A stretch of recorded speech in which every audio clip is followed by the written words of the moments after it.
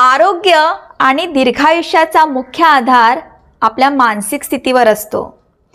Attitude towards life कसा आहे ते खूप महत्त्वाचं।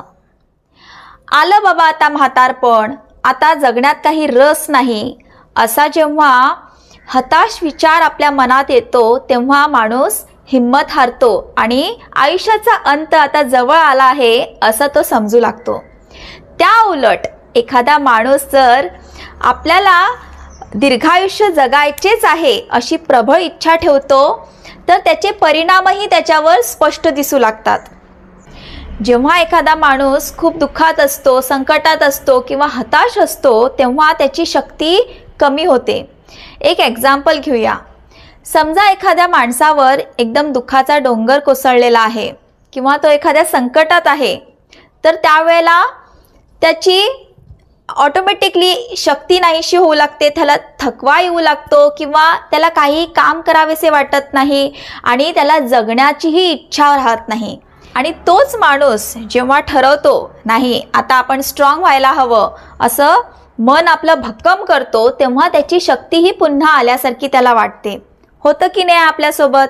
याचा अर्थ काय तर जसे मन तसे तन। आता वृद्धत्व आलेलंच आहे, आता वयोमानानुसार आपली शक्ती कमी होणारच, असे जेव्हा विचार आपण सतत मनात करू लागतो तेव्हा काहीही काम न करता बैठे व आळस जीवन आपण जगायला सुरू करतो। आणि हे सगळं काही नकळत होतं का?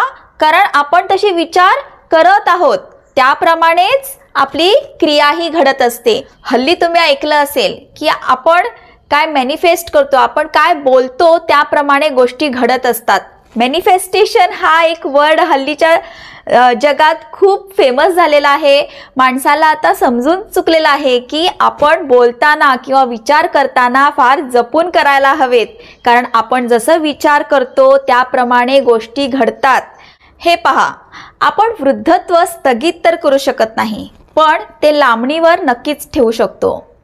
जेव्हा एखादा 40ला माणूस म्हणू लागतो की आता मी म्हातारा झालेला आहे, तर काही काळानंतर त्याच्या शरीरावर, त्याच्या चेहऱ्यावर सुद्धा आपल्याला वृद्धत्वाची चिन्हे दिसू लागतात। तेच एखादा 50ला माणूस म्हणायला लागला की आपण आता वृद्ध झालेला आहोत, तर त्याचं वृद्धत्व त्या काळापासून सुरू होतं। आणि त्या उलट जेव्हा 80 किंवा 90 वयातील माणूस म्हणतो की मी अजूनही तरुण आहे, अभी भी मैं जवान हूँ, तेव्हा त्याच्या चेहऱ्यावरती आपल्याला तेज दिसून येतं, उत्साह दिसून येतो। तसंच त्याच्या विचारामध्ये सुद्धा खूप फरक आपल्याला दिसून येतो, त्याच्या एनर्जी लेवलमध्ये, त्याच्या शक्तीमध्ये सुद्धा आपल्याला खूप फरक दिसून येतो। म्हणून आपण अकाली वृद्धत्व येण्यापासून स्वतःला थांबवू शकतो। आणि हे कसं थांबवायचं आहे? कोणत्याही वयामध्ये तुम्ही स्वतःला वृद्ध समजू नका। म्हातारपण हे ओघाने येतेच, पण ते आपण मनातून कधी आणू नका। अजूनही मी जवानच आहे हेच विचार नेहमी ठेवा आणि पहा, तुम्ही खरंच खूप ताजेतवाने तर राहालच आणि तरुणही दिसू लागाल। धन्यवाद।